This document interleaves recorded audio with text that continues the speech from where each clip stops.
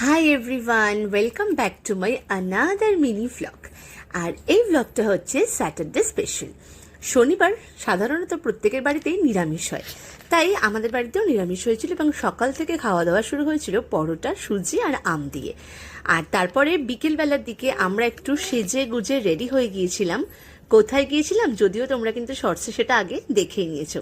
আর এই যে আমার মেয়ে তো কোনোদিনও এতই ক্যামেরার সাই যে কি বলবো, আর পেছন ঘুরে দাঁড়িয়ে পড়েছে। তারপর একটুখানি ওলা বুক করা হয়েছিল, তো ওলা আস্তে আস্তে একটুখানি যেতে যেতে যতটা আর কি ভিডিও নেওয়া পসিবল ছিল ততটাই তোমাদের সাথে শেয়ার করলাম। চলে গিয়েছিলাম হচ্ছে কালীঘাট মন্দিরে। হ্যাঁ, অনেক বছর পর কালীঘাটে গেলাম। সত্যি বলতে ভীষণ ভালো লাগছিল।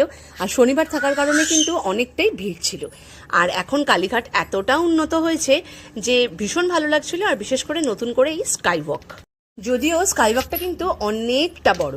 এতদিন সাধারণত আমরা দক্ষিণেশ্বরের স্কাই ওয়াকে গিয়েছি, কালীঘাটের স্কাই ওয়াকে ফার্স্ট টাইম যাচ্ছি, তাই ভাবলাম তোমাদের সাথে একটু শেয়ার করি। অনেকটা কিন্তু বড় ছিল, অনেকটা বড়।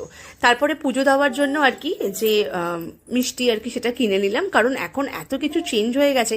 আর তোমরা একটা জিনিস দেখলে, আমার মেয়ের মুখটা অদ্ভুত অদ্ভুত, মানে এক এক সময় এমন করে যেন মনে হয় জোর করে ভিডিও নিচ্ছি। যাকগে, এইটা ছিল কালীঘাটের লাইন। হ্যাঁ, আমি বুঝলাম না এতগুলো গেট করার কারণটা কি, যদিও ঢুকছে সবাই একই গেট দিয়ে আর লাইন দিচ্ছে সবাই একটাই লাইনে।